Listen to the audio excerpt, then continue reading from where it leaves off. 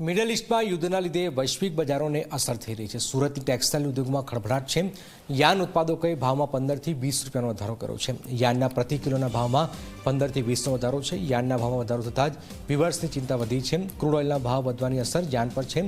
અચાનક વધેલા ભાવના લીધે વિવર્સમાં રોષ છે. ભાવ વધારા સામે વિવર્સ પ્રમુખ અશોક જીરાવાલાએ રોષ વ્યક્ત કર્યો છે.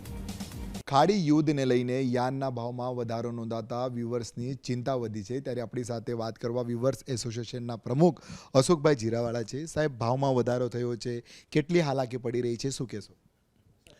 ખાસ કરીને દુઃખ સાથે કહેવું પડે કે જ્યારે પરિસ્થિતિ ખાડી દેશોની હોય, ઈરાક, ઇઝરાયલ ને યુએસની હોય, ત્યારે ભારતની અંદર જે ભારતના ઘરેલું ઉદ્યોગ છે, ખાસ કરીને એમએસએમઈ એટલે ટેક્સટાઇલ ઉદ્યોગ એટલે ભારતની રીઢ કહેવાય કે જે વધારે વધારે રોજગારી આપે છે.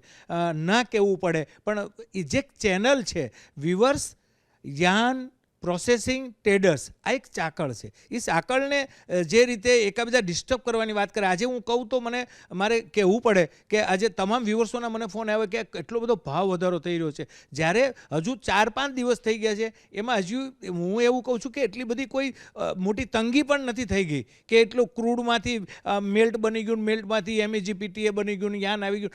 હજુ અહીંયા આવતા તો બહુ સારો સમય લાગવાનો છે. એ પહેલાં જે 10 રૂપિયાથી લઈ અને 20-25 રૂપિયાનો જે ભાવ વધારો કર્યો છે એ કૃત્રિમ ભાવ વધારો છે.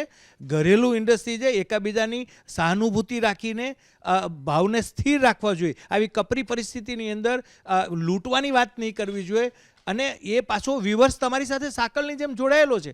ત્યારે મારી તમામ યાન ઉત્પાદકોને વિનંતી છે કે આવા સંજોગોની અંદર એકાબીજાને હૂંફ મળવી જોઈએ, કારણ કે હોળીની સિઝન છે, કારીગરોનો પણ કાપ છે. એટલે મારે વ્યુઅર્સોને પણ નમ્ર વિનંતી છે કે કોઈ પણ જાતની ખોટી ખરીદી કરી અને સ્ટોક ના કરતા અને જરૂરિયાત પડતું જ તમારે ખરીદી કરવી જોઈએ. અને મને યાન ઉત્પાદકોને મારી વિનંતી છે કે આપ પણ આપણા ભાવમાં સ્થિર રાખો અને સહાનુભૂતિ રાખો, કારણ કે તમારી સાથે જ વેપાર છે.